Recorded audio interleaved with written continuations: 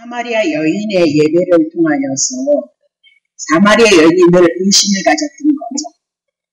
유대인들에게 눈치 받아가면서 핀잔 받아가면서 하나님을 열심히 섬긴다고 해도 유대인들이 자기들의 예배를 무시를 해버리니까 자기네들이 드려진 그 예배가 정말로 하나님 앞에 연락이 되어지는 것인가 아닌가에 대한 의심이 있었던 겁니다. 근데 니고데모 요한복음 3장을 통해서 니고데모가 하나님 앞에 예배를 드렸던 자잖아요. 율법인이었고 바리새인이었으니까. 근데 니고데모를 향하여서 예수님께서 누가 성령으로 거듭나야 돼 그렇게 얘기하면서 니고데모 육이다 그렇게 얘기하고 영적인 예배를 하나님 앞에 드리지 못하는 것을 말씀하고 있단 말이죠. 그러면 요한복음 4장에 넘어와서 사마리아 여인은 북이스라엘이었으니까 금송아지 가지고 하나님인 줄 알고 예배를 드렸으니까 그들의 드려졌던 예배도 육이고 신령과 진정한 예배가 아니었기 때문에 하나님 앞에 연락되어지지 않은 예배를 드렸다라고 그렇게 얘기를 하고 있는 겁니다. 그래서 그 신령한 예배를 신령과 진정으로 예배를 드리는 자들을 찾고 있다니까 우리가 드려지는 예배가 어떤 것이 신령과 진정한 예배인가 그렇게 얘기를 하면서 예수 그리스도가 오기 이전의 상태 속에서 드려졌던 것은 신령과 진정에 대한 예배가 아니고 그리스도를 바라보면서 구약의 옛 언약에 의해서 율법에 의지하여서 그림자로 모형으로 하나님 앞에 드려졌던 예배다라고 그렇게 얘기를 했죠. 그래서 요한복음 4장 14절 예수 그리스도께서 이제 때가 차서 하나님이 보내심으로 내가 주는 물을 먹는 자는 영원히 목마르지 아니하리니 나의 주는 물은 그 속에서 영생하도록 솟아나는 샘물이 되리라 그렇게 해서 예수님이 주시는 그 은혜를 통해서 영원한 제사가 되어지고 영원한 목마름이 되어지고 하나님의 은혜가 되어질 것을 말씀하고 있더라 그렇게 얘기를 하고 있는 거죠. 그리고 오늘도 우리는 하나님이 영이시기 때문에 이 육을 가지고는 하나님 앞에 예배를 드릴 수 없다는 거죠. 그래서 첫사람 아담에게 속했던 우리가 하늘에서 오신 예수 그리스도를 영접함으로 말미암아 영이 되어진 거죠. 육이 영으로 거듭나는 예수님이 십자가에서 우리를 위해서 죽고 우리를 살리셨던 그 복음으로 말미암아 예수님을 영접해서 우리가 영이 되어진 거죠. 그래서 영의 사람 하나님의 사람이 되어져서 오직 한 분 예수 그리스도가 나를 위해서 죽고 나를 살리셔서 내가 영원한 생명을 얻었으므로 하나님 앞에 드려지는 그 예배 감사로서 드려지는 예배만이 하나님께서 받으시는 예배고 그런 예배만 하나님께서 받으신다라고 그렇게 얘기를 하고 있는 거죠. 자, 갈라디아서 4장 3절부터 읽어가죠. 이와 같이 우리도 어렸을 때에 이 세상의 초등 학문 아래에서 종노릇을 하였도다 그렇게 얘기하면서 사도 바울이 율법을 열심히 율법의 행위에서 하나님이 주신 그 계명을 다 지켜면서 하나님 앞에 예배를 드렸던 그 시간들을 어렸을 때 그렇게 얘기를 하고 세상의 초등 학문과 같은 실력을 가진 자였던 것을 말씀하고 있는 거죠. 좀 더 깊이 들어가면 이 초등 학문이 무엇이냐? 누구나 선악과를 따먹었던 아담 이후에 우리가 태어났거든요. 그래서 선악과 지식의 열매 율법에 대한 계명 이 모든 것은 초등 학문이라 그렇게 얘기를 하고 있거든요. 그 안에서 신앙생활을 했던 것을 말씀하고 그때는 종이었다. 하나님의 아들이 아니었고 종으로서 율법으로서 죄의 종으로서 하나님 앞에 드려진 제사였는데 사도 바울이 그것을 몰랐다. 그렇게 얘기를 하고 있는 거죠. 4절 보세요. 그래서 때가 참에 하나님이 그 아들을 보내셨도다. 구약성에 예수 보내주신다 그러더니 여자에게서 그랬습니다. 그럼 마리아에게서 난 거고 여자란 결국은 교회를 얘기하는데 구약 교회 안에서 나게 하셔서 율법 아래 나게 하신 것이다. 그 얘기죠. 그래서 율법은 하나님의 주신 그 계명을 다 지키면 복을 받지만 우리는 율법을 지키지 못함으로 죄인인 것을 깨닫게 하시는 한 방편이었다. 몽학 선생이었다. 그렇게 얘기하죠. 5절 보겠습니다. 율법 아래 있는 자들을 속량하시고 그랬습니다. 그래서 율법을 지키지 못함으로 죄인인데 예수님께서 우리의 죄를 위해서 죽으셨고 우리를 위해서 율법을 다 지켜내시고 죄에서 우리를 건지신 거다. 그렇게 얘기하면서 우리로 아들의 명분을 얻게 하시기 위해서 그분이 우리의 죄를 속량하셨다. 그 얘기죠. 6절 보겠습니다. 너희가 이제는 예수 그리스도를 영접함으로 아들이 되어졌도다. 하나님이 그 아들의 영을 우리의 마음 가운데 보내사 아버지라 부르게 하셨느니라 라고 얘기하면서 예수님을 우리가 영접함으로 하나님의 그 아들의 영, 그리스도의 영을 우리들에게 보내셔서 우리가 그분을 인하여서 아버지라 그렇게 부르게 되어졌도다라고 그렇게 얘기하고 있는 거죠. 그러면 니고데모도 그랬고 사마리아의 여인도 그랬고 하나님을 사랑해서 하나님 앞에 열심히 예배를 드렸을지라도 육으로 드려진 예배고 율법 아래 제 아래에서 드려진 예배이고 신령과 진정한 예배가 아니었다는 것을 우리들에게 말씀하고 있죠. 그래서 그 아들을 보내셔서 아들을 영접하고 아들을 믿음으로 아들의 영이 우리 안에 들어와서 우리가 영적인 존재가 되어졌고 하나님의 자녀가 되어졌다라고 그렇게 얘기를 하죠. 자, 고린도전서 3장 16절. 너희가 하나님의 성전인 것과 하나님의 성령이 너희 안에 거하시는 것을 알지 못하느냐라고 그렇게 얘기를 하죠. 그리고 우리가 어떻게 하나님의 성전이냐? 구약 성경에 있는 건 다 예수 그리스도를 증거한다 그랬습니다. 그래서 솔로몬이 지었던 그 성전도 결국 예수님이 성전이라는 것을 증거하기 위해서 솔로몬의 성전이 있었다 그 얘기죠. 그래서 예수님께서 이제 실체가 되셔서 성전이 되셨고 우리가 그 예수를 영접함으로 우리가 하나님의 성전이 되어졌으니까 하나님의 성전에 누가 계신 거예요? 하나님이 계시는 거죠. 그래서 오늘 우리 안에 아들의 영 그러면서 그리스도의 영을 우리가 우리의 마음의 부으심으로 말미암아 우리 안에 하나님의 성령이 있는 것을 우리들에게 말씀하고 우리가 육으로 거듭나서 영적인 존재가 되어졌던 것을 성경이 우리들에게 말씀하고 있다 그러냐. 그것이 신령한 얘기란 말이야. 그러니까 이거 신령하다니까 막 무슨 도포 입은 사람처럼 신령하고 뭐 맞히는 거 그런 것이 아니라 신령이란 영적인 존재는 육이 어떻게 예수 그리스도로 말미암아 영적인 존재가 되어졌는가 그것을 신령으로 얘기하고 영으로 얘기한다 그랬습니다. 자, 두 번째는 진리입니다. 진리는 변하지 않는 것. 그러니까 무엇을 우리가 진리라고 증명을 해낼 수 있겠냔 말이에요. 모든 것들을 통해서 이것이 참이라고 생각하는데 모든 이 세상의 물질 속에 속했던 모든 것들은 시대를 향해서 다 변하지라는 말입니다. 세상도 변하고 그렇죠? 그것도 뭘 진리라고 할 수 없는 거죠. 예전에 의학이 발달에 비해서 너무너무 좋았는데 더 좋은 의학이 생기고 약이 생기니까 예전에 있었던 것은 더 좋은 것이 있으니까 예전에 좋았다고 했던 참이었던 것들은 버리더라 그렇게 얘기하고 있는 거죠. 그러면 진리, 참은 이 세상에 아무것도 없다는 거예요. 제 아래에 머물러 있기 때문에 이 세상에 참이라는 거, 진리라는 건 이 세상에 없는데 자, 요한복음 7장 28절 봅시다. 예수께서 성전에서 가르치며 외쳐 가라사대 너희가 나를 알고 내가 어디서 온 것을 알거니와 내가 스스로 온 것 아니고 나를 보내신 이는 참이시니 이러면서 참, 진리는 변하지 않는 것은 오직 하나님 한 분인 것을 말씀합니다. 하나님은 어떤 분이시래요? 참이시도다라고 그렇게 얘기를 하고 너희는 하나님에 대해서 알지 못한다라고 그렇게 얘기를 하고 있는 겁니다. 그러면 이 진리는 무엇과 연관이 되어져 있느냐? 요한일서 1장 1절부터 보죠. 장로는 그러면 장로는 뭐예요? 신앙이 있는 자, 하나님 앞에 부름을 받은 자죠. 장로는 택하심을 입은 부녀와 그의 자녀들에게 지금 편지하는데 내가 참으로 사랑하는 자요 나뿐 아니라 진리를 아는 모든 자도 그리한데 진리를 아는 자 우리 안에 거하여 영원히 우리 함께할 진리를 인하니라 그랬어요. 장로와 그리고 함께하는 모든 사람들은 누구 안에 거해요? 우리 안에. 그럼 사도 요한에 거했다는 것은 사도 요한은 예수 그리스도를 믿는 사도였고 예수 그리스도를 믿는 그 부녀들과 자녀들과 예수 그리스도 안에서 한 가족이 되어진 자들이 추구하는데 무엇이냐? 영원히 우리와 함께할 진리랬습니다. 그러면 진리라는 뜻은 참이라는 것은 변하지 않는데 그 변하지 않는 것은 영혼의 세계를 말씀합니다. 영원한 하나님에 대한 얘기, 하나님 안에서 나오는 것만이 우리들에게 진리인 것을 말씀하고 있더라. 그렇게 얘기를 하고 있는 거죠. 자, 3절 볼게요. 그 진리가 무엇이냐? 영원히, 영원성을 갖고 있는 하나님의 세계가 뭐냐?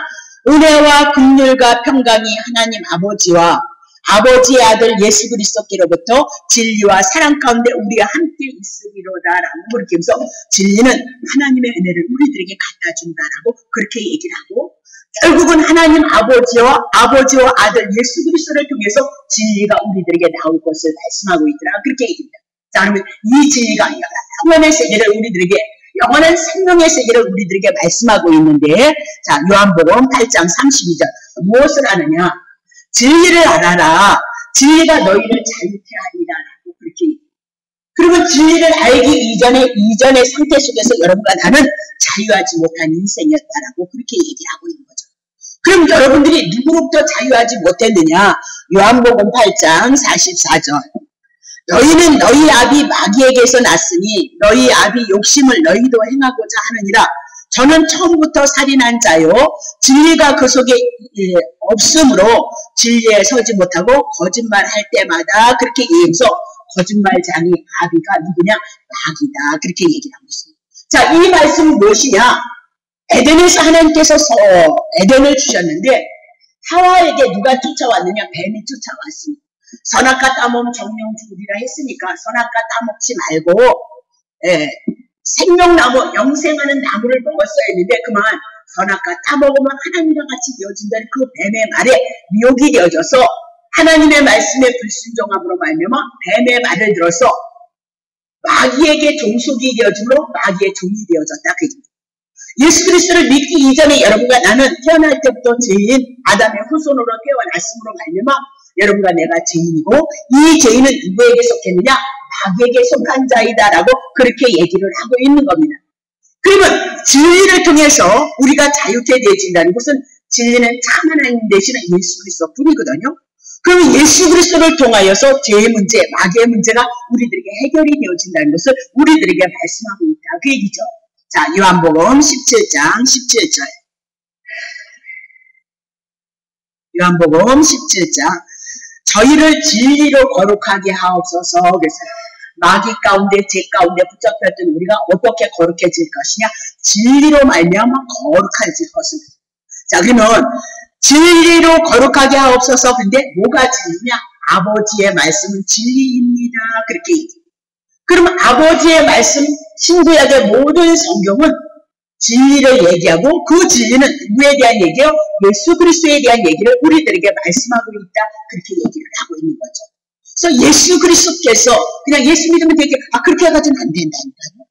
예수님이 어떻게 하시고 어떻게 하셨던 그 모든 양식이 여러분이 알므로써 예수 그리스도를 알므로써 여러분의 진리 안에서 자유케 되어지고 마귀에게서 죄에서 벗어나고 하나님의 자녀가 되어질 것을 말씀하고 있다. 그렇게 얘기를 하고 있는 거죠. 자, 그러면 복음하니까 너무너무 잘 아니까 이제는 나의 죄를 위해서 그분이 대신 죽으셔서 내 죄가 주님 앞에 옮겨지고 3일 만에 부활하셔서 우리가 의롭다함을 얻어서 하나님의 자녀가 되어진 거 그것이 뭐야? 복음이다. 그 얘기죠. 그냥 그렇게 한마디 들어서 믿어지는 것이 아니라 모든 성경이 다 그것을 증거하고 있단 말입니다. 그래서 그 성경이 우리 안에 양식으로 들어와짐으로 우리가 예수를 알고 죄에서 마귀에게서 벗어날 수 있다는 것을 알게 하신다. 그 얘기죠. 그러면 요거는 분명히 알아야 되는 거죠. 자, 그러면 에베소서 2장 5절 안 썼을 것 같은데 보세요. 허물로 죽은 우리를 그리스도와 함께 살리셨고 너희가 은혜로 구원을 얻은 것이다. 예수님이 십자가에서 죽은 것은 우리의 허물과 우리의 죄를 위해서 대신 죽으셨으므로 말미암아 이제 끝났다. 허물의 문제 끝났다. 그 얘기죠. 그것을 끝나지 않았어요. 3일 있다가 부활하심으로 말미암아 우리가 산자가 되어졌고 우리가 의롭게 되어졌다는 것을 예수님이 계시하셨다. 그 얘기하면서 그것이 구원이다. 그것이 하나님의 은혜다. 하나님의 사랑이다. 그것을 우리들에게 증거하더란 말이죠. 자, 6절 봅니다. 또 함께 일으키사 예수님이 부활하셨을 때는 그 안에 누가 있었다고요? 우리가 함께 그렇게 얘기하죠. 그래서 그리스도 예수 안에서 함께 어디에 앉혀버렸대요? 하늘에 앉힌 바 되어졌다. 그럼 우리는 주님이 주시는 생명 동안 이렇게 살아가고 있지만 우리의 신분은 이민아도 어디에 올라갔어요? 예, 하늘에 앉힌 바 되어졌도다라고 그렇게 얘기를 했죠. 자, 20절 봅니다. 너희는 사도들과 아닌데 19절입니다. 19절. 1장 19절. 1장 19절.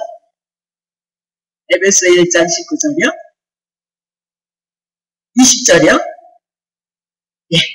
그 능력이 예수님이 부활하셨던 그 능력이 그리스도 안에서 역사를 하셔서 죽은 자들 가운데서 다시 살리시고 우리 살리셨죠. 하늘에 자기의 오른편 하나님의 오른편 하나님의 나라에는 사실 왼편이라는 얘기는 성경도 사실 실제로 원문에 보면 왼편이라는 얘기는 없어요. 근데 상대방을 우리들에게 잘 인식하기 위해서 오른편, 왼편이 있는데 하늘에 당신의 오른편 하나님의 능력과 권능 안에 앉힌 바 되어졌도다. 그러니까 예수를 믿는 것이 뭐냐? 이것을 믿는 거예요. 하나님의 아들 예수 그리스도가 이 땅에 오셔서 하신 일을 믿는 것이 이제 영적으로 거듭난 것이다라고 그렇게 얘기를 하고 있는 거죠. 그러면 신령과 진정에 대한 예배는 무엇이냐? 오직 예수 그리스도가 우리를 위해서 죽고 우리를 살리시고 또 율법을 다 지키시고 계명을 다 지키셔서 그 우리들에게 전가시켜 주심으로 말미암아 우리가 구원을 받고 하나님의 자녀가 되어졌다는 그 믿음 안에서 드려지는 예배만 뭐요? 신령과 진정의 예배이다라고 그렇게 얘기해요. 그러니까 이렇게 예수 그리스도 한 분을 향하여서 하나님의 은혜를 찬양하고 감사하면서 드려지는 예배가 영적인 예배인데 하나님의 영적인 예배를 드리는 자들을 찾는다 그 얘기죠. 그렇다면 이렇게 영적인 예배, 복음, 예수 그리스도 한 분을 통해서 드려지지 않는 예배는 하나님께서 안 받으시겠다라고 그렇게 얘기를 하고 있는 거죠. 물론 자랑하는 과정이 있겠지만 자 그러면 우리는 어떻게 이렇게 하나님의 말씀이 우리 안에 들어올 수 있는가? 우리 안에 들어와서 우리가 영적인 예배를 드릴 수 있는가? 그 과정이 있다는 거죠. 자, 마태복음 5장 1절부터 예수께서 무리를 보시고 산에 올라가 앉으시니 제자들이 나오더라 그랬습니다. 그러니까 왜 우리가 많은 우리가 예수님을 쫓았냐? 막 귀신 쫓아내죠. 병든 자 고치죠. 초든 자가 살아나죠. 그러니까 많은 우리가 예수님을 향해서 쫓아왔다라고 그렇게 얘기고 또 예수님의 제자들은 예수님께서 부르셔서 예수님의 제자들을 부르셔서 같이 가는데 무리와 제자들이 있더라 그렇게 얘기를 하죠. 자 2절 보세요. 입을 열어 가르쳐 가라사대 그러면서 예수님이 입을 열기 시작했다. 아니 그러면 그전에는 입을 닫고 살았나? 그전에는 입을 닫고 살았을까요? 자, 이 입을 열었다는 것은 의미와 뜻이 있다라고 그렇게 얘기를 하고 있는 거죠. 그 이전의 상태 속에서는 예수님이 이 성경에 말씀하셨던 그때는 구약 성경밖에 없었으니까 구약 성경을 통해서 무슨 뜻인지를 해석하지 않았다 그렇게 얘기를 하고 있습니다. 그래서 그 뜻을 몰랐다. 그래서 바리새인들이 서기관들이 하나님의 말씀을 오해함으로 말미암아 저들이 멸망을 당했도다라고 그렇게 얘기를 하고 있는 거거든요. 자 그러면 시편 119편 130절 주의 말씀을 열 때가 있다는 구약 성경 겁니다. 그렇죠? 하나님의 말씀을 열므로 그랬습니다. 그래서 열 때가 있다는 거죠. 구약 성경을 통해서 그 뜻이 해석이 되어질 때가 있다. 그렇게 하면서 우둔한 자들에게 비출 것이다. 제 아래에 있는 자들에게 비추고 깨닫게 할 것이로다라고 그렇게 얘기했어요. 그러니까 이 모든 성경은 우리가 글자로 봤을 때는 문자인 거예요. 다 문자인데도 불구하고 거기에 영적인 예수 그리스도를 증거하는 의미와 뜻이 있다는 거죠. 이 모든 말씀이 예수 그리스도로 해석이 되어졌을 때 영으로 우리가 거듭날 수 있다는 것. 영적인 하나님에 대해서 알 수 있다는 것을 우리들에게 말씀하고 있다 그 얘기죠. 그러니까 우둔한 자에게 반드시 이 말씀이 해석이 되어지고 그 영적인 말씀으로 해석이 되어져야만 우리가 깨닫고 영적인 말씀 예수 그리스도에 대한 말씀으로 우리가 받아서 영으로 장성한 자가 되어질 것을 말씀하고 있다 그렇게 얘기를 하고 있는 거죠. 그러면 우리는 분명히 글자 그대로 보면 안 된다는 거죠. 그건 그냥 겉에 있는 말씀이에요. 겉에 있는 말씀.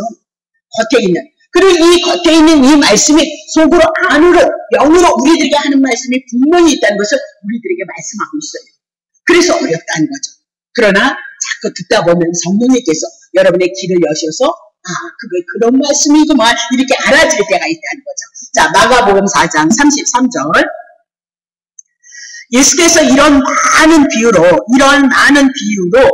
저희가 알아들을 수 있는 대로 말씀을 가르치시되 그랬어요. 그러면 성경에 많은 말씀들이 다 무엇으로 되어져 있대요? 비유로 되어져 있다. 비유, 상징으로 되어져 있다. 그렇게 얘기하고 저희가 알아들 수 있는 대로 말씀을 가르치는데 34절 비유가 아니면 말씀하지 아니하시고 다만 혼자 계실 때에 그 제자들에게 모든 것을 어떻게 하셨대요? 해석하셨대요. 그래서 오늘도 신약이든 구약이든 이 모든 말씀은 비유로 되어져 있죠. 상징으로 되어져 있죠. 그래서 반드시 예수 그리스도로 해석이 되어져야 될 것을 말씀하고 있다. 그렇게 얘기를 하죠. 사도행전 8장 26절부터 보죠. 주의 사자가 빌립도로 일러 가로되 일어나서 남으로 향하여 예루살렘에서 가사로 내려가는 길까지 가라 하니 그 길은 광야였어요. 자, 7절. 일어나 가서 보니 에디오피아의 사람 곧 에디오피아 여양 간다게의 모든 국고를 맡은 큰 권세 있는 내시가 예배하러 6월절이니까 예루살렘에 왔던 거예요. 8절. 돌아가는데 병거를 타고 선지자 이사야 구약 성경을 읽고 있는 거죠. 9절. 성령이 빌립도로 이르되 이 병거로 내시에게 가까이 가서 가도록 하라. 성령의 지시가 있었어요. 자, 30절. 빌립이 달려가서 선지자 이사야의 글을 읽는 것을 듣고 말하되 지금 간다게 내시가 에디오피아 왕 내시가 이렇게 이사야 53장에 대한 내용을 읽는 거예요. 그래서 읽는 것을 듣고 있길래 물어봤어요. 자, 읽는 것을 당신은 깨닫습니까? 그게 무슨 뜻인지 알겠습니까? 그렇게 물어봤다는 거죠. 자, 1절. 대답하되 지도하는 사람이 없으니 어찌 깨달을 수 있느냐. 빌립이 청하여 본거에 올라 같이 앉으라 하니 그랬습니다. 성경은 읽고는 있지만 그 뭔 뜻인지 모르겠다. 그렇게 얘기를 했죠. 그래서 비유를 했던 것은 반드시 해석이 되어져야 된다. 그렇게 얘기를 하죠. 자, 2절. 읽는 성경 기절은 이것이니 일러스되 저가 사지로 가는 양과 같이 끌렸고 털 깎는 자 앞에 있는 어린 양의 잠잠함과 같이 그 입을 열지 아니하였도다라고 그렇게 얘기합니다. 이거는 이사야 53장 예수님에 대한 얘기였단 말이죠. 3절. 낮을 때에 공변된 판단을 받지 못하였으되 누가 가히 그 세대를 말하려 그 생명의 땅에서 빼앗길 것임이라 하였거늘. 그래서 이사야 선지자에 대한 얘기, 예수님에 대한 얘기를 쭉 해나가고 있는 거예요. 근데 뭔 뜻인지 모르겠다는 거예요. 분명히 잘 읽고 있어요. 에디오피아의 왕 내시 간다게는 굉장히 권력 있고 힘 있고 지식이 있는 자, 왕을 내조하는 사람이었어. 얼마나 실력이 있는 자란 말입니다. 분명히 성경을 잘 읽고 있는데 읽기는 있는데 뭔 뜻인지 모른다 그 얘기를 하고 있습니다. 아무것도 모르겠다 그 얘기를 하고 있죠. 5절 보겠습니다. 자, 5절. 빌립의 입을 열어서 이 글에서 시작하여 예수를 가르쳐서 뭘 얘기하고 있다? 복음을 전하고 있다는 거죠. 그러면 이 모든 성경들은 해석이 되어주면 누구로 나온다는 걸 예수님이 우리들에게 구원이요. 우리들에게 하나님의 나라에 안침받아주는 은혜에 대한 얘기를 성경이 얘기를 하고 있더라라고 그렇게 얘기를 하고 있는 거죠. 그러니까 선이나 악이나 그렇게 얘기하면서 선을 행하라 그렇게 얘기했을 때 우리가 착한 사람에게 선을 행해야 되는구나 그렇게 얘기하지만 성경은 그런 뜻이 아니라 선이 뭐냐? 죄 때문에 심판 가운데 죽어가는 지옥불에 떨어진 우리를 향하여서 하나님의 아들 예수 그리스도가 오셔서 우리의 죄를 위해서 죽고 우리를 살리셔서 우리들에게 영원한 생명을 준 것을 성경은 뭐라고 얘기해요? 선이다라고 그렇게 얘기하고 있어요. 선 행하는 거 그렇다고 나쁘다는 얘기가 아니지만 우리는 그렇게 못 행한다. 옆에서 어려운 사람이 있고 지나가는 사람 어려운 사람이 있어도 우리는 도와주지 못하더라. 그렇게 얘기를 하고 있는 겁니다. 그러면 그런 일은 다 누가 할 것이냐? 예수 그리스도께서 하실 일이다라고 그렇게 얘기를 해 나가고 있습니다. 자, 그럼 빌립은 누구였냐?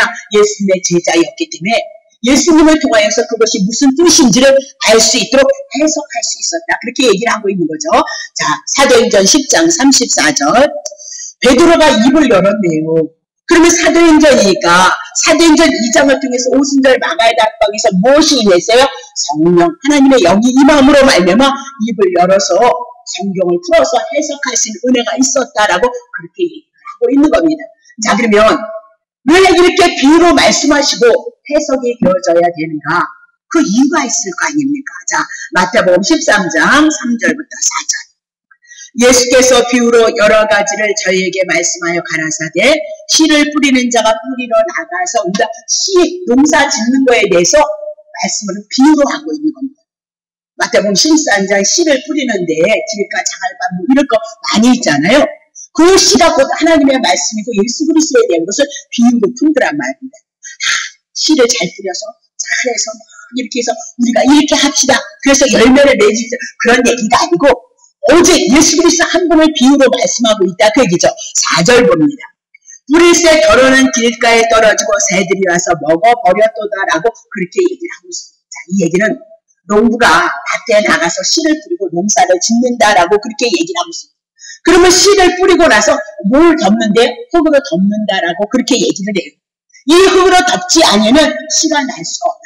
뜨거운 씨가 타버릴 거고 또 이렇게 흩어져 있으면 새가 날아와서 먹기 때문이다라고 그렇게 얘기를 하고 있어요.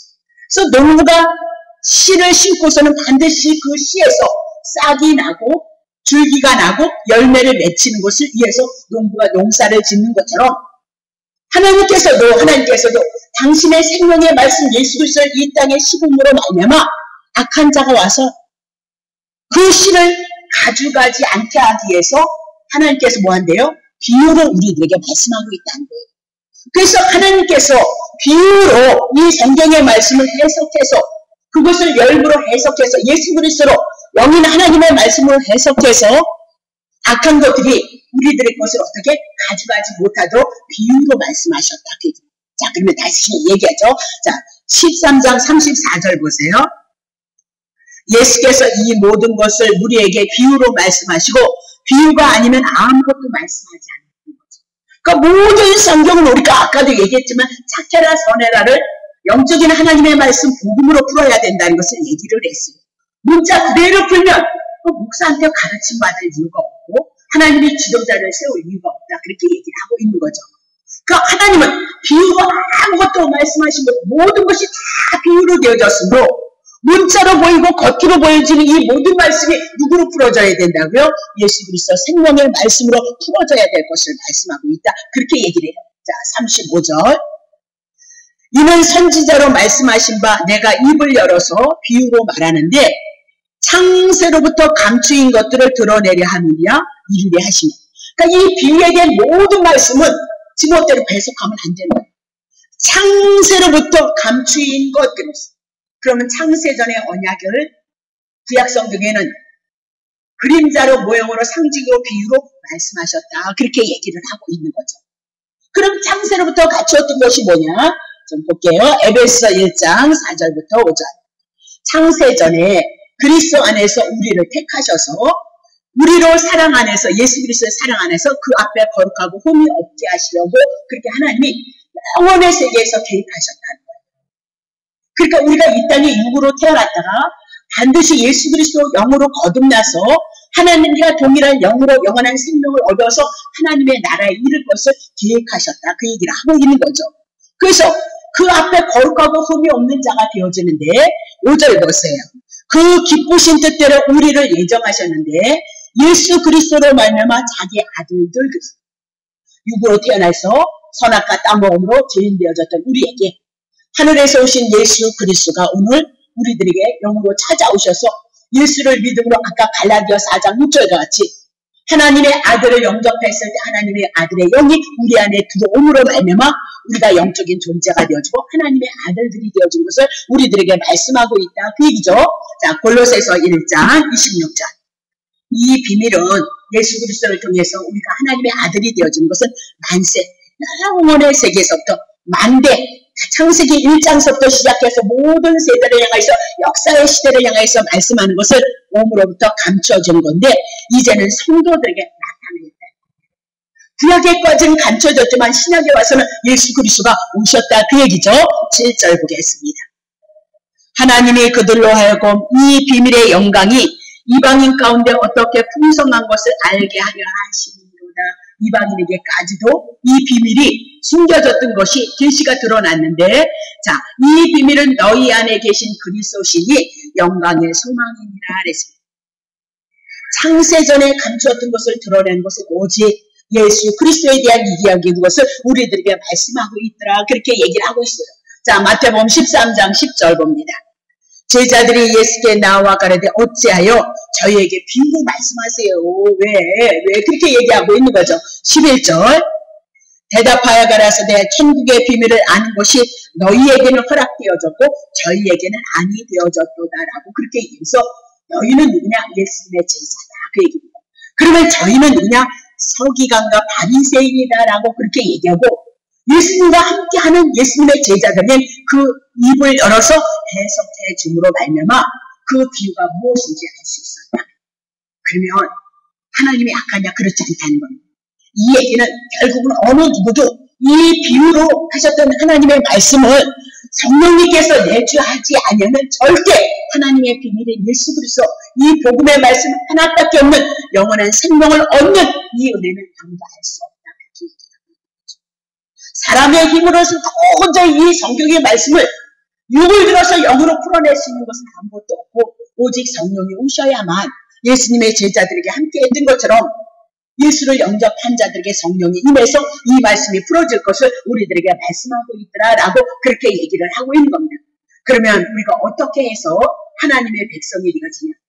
성경을 주어줬을지라도 이 하나님의 말씀이 비유로 풀어지고 이 하나님의 말씀이 무엇으로 풀어져요? 오직 한 분, 예수가 하늘에서 오신 영원한 생명을 가지신 분이라는 거, 그분을 영접함으로 우리가 하나님의 아들이 되지고 죄와 사망의 문제가 떠났다는 것을 믿는 믿음 안에서 이루어질 것이다. 그렇게 얘기합니다. 자, 그러면 마태복음 15장 8절 봅시다. 이 백성이 입술로는 나를 존경하되 마음에서는 내게 떠났도다. 그렇게 얘기를 하고 있거든요. 자, 9절 보겠습니다.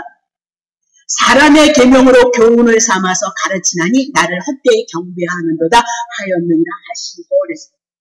이스라엘 백성이 하나님의 말씀을 가졌어요. 근데 그것을 입을 열어서 해석해서 예수 그리스도를 풀어야 되는데 그들은 그대로 문자 그대로 봤단 말입니다. 뜻없이 그냥 그렇게 얘기를 했다.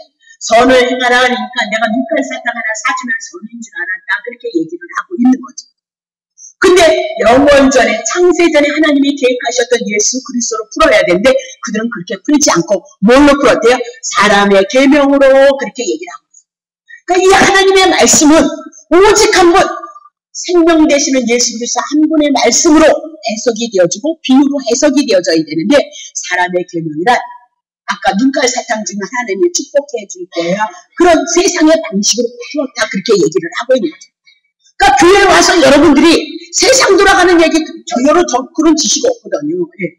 세상 돌아가는 얘기에 대한 얘기는 아니에요. 그건 하나님의 말씀이 아니고 사람의 교훈이다. 그렇게 얘기해요.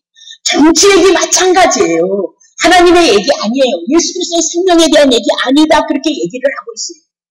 이렇게 하면 하나님께서 만사형통할 것이다. 그런 얘기는 성경에 기록되지 않았어요. 하나님이 약속을 하지 않았어요. 예수님의 고난을 받으셨고 예수님의 제자들이 그 은혜가 오니까 기꺼이 고난을 가는 거고 우리가 이 땅의 삶 속에 부족한 것이 많음에도 불구하고 은혜가 오니까 기꺼이 고난 가운데도 예수를 믿어가는 것이 여러분과 나이다라고 그렇게 얘기를 하고 있는 거죠. 그러니까 땅에 대한 얘기 하나님이 하지 않으셨어요. 그러니까 그거는 미혹되어졌기 때문에 그런 말입니다.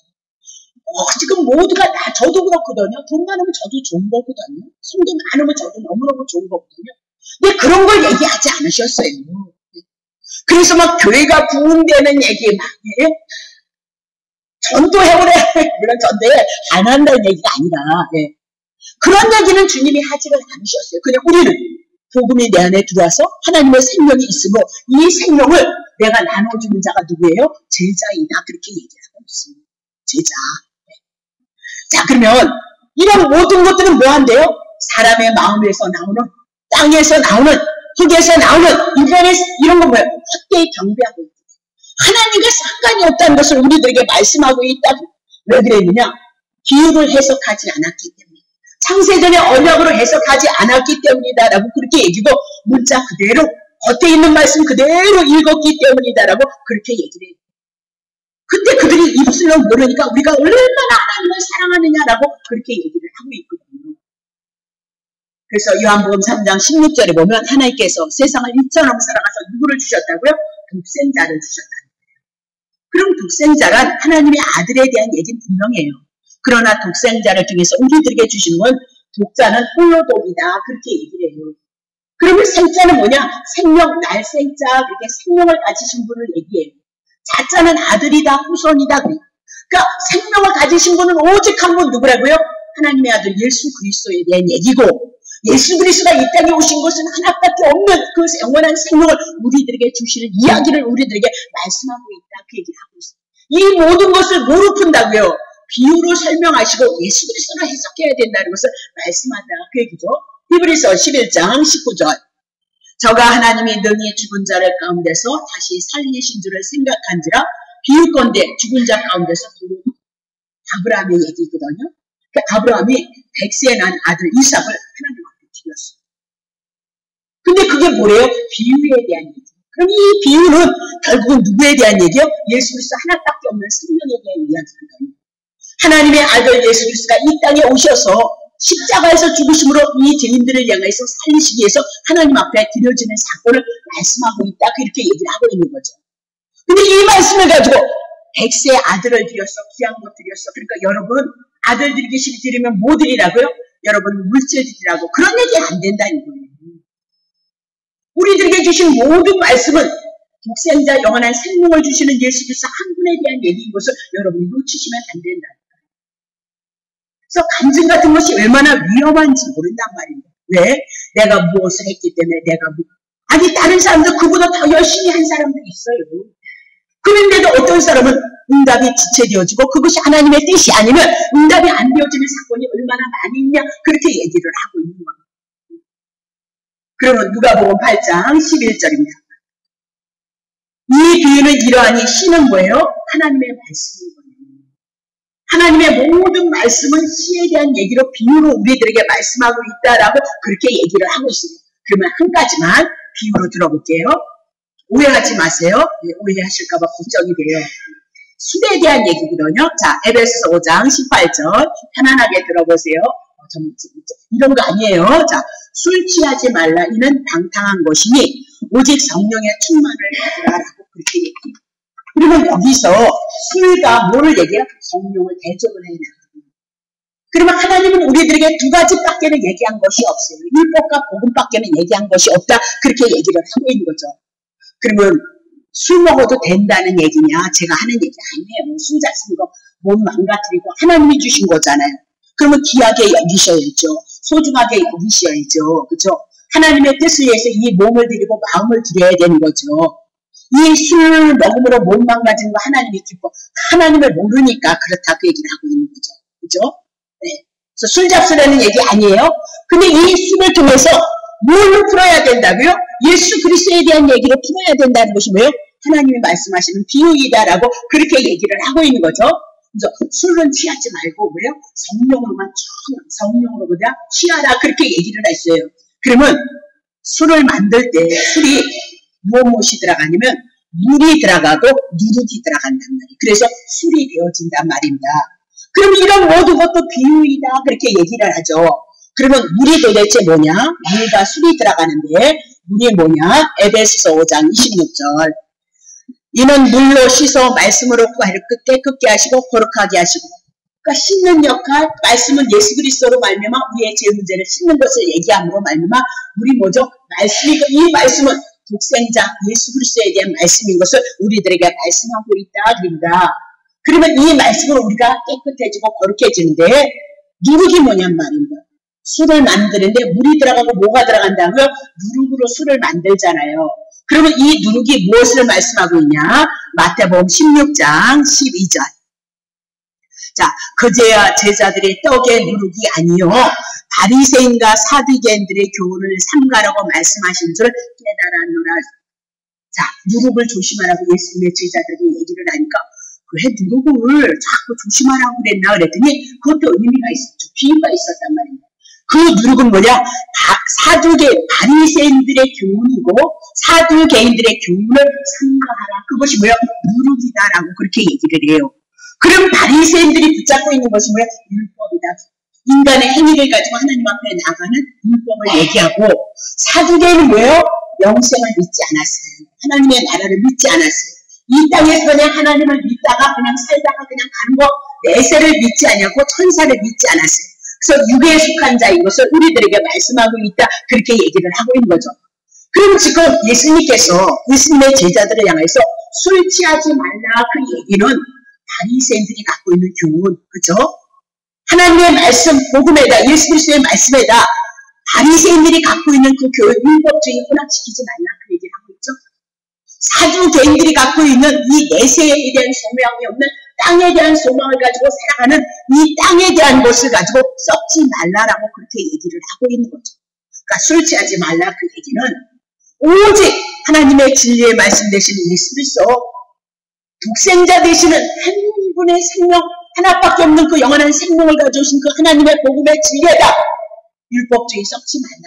땅에 대한 거 썩지 말라라고 그렇게 얘기를 하고 있는 거죠. 술 취하면 뭐가 되어진대요? 방탕으로 나온다는 거예요.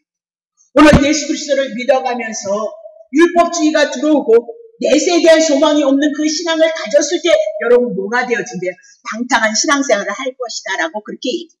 그 방탕이 뭐냐? 술 취하시는 분들 보면 뭐예요? 엉망인 것을 말씀하는 거죠. 엉망인 거.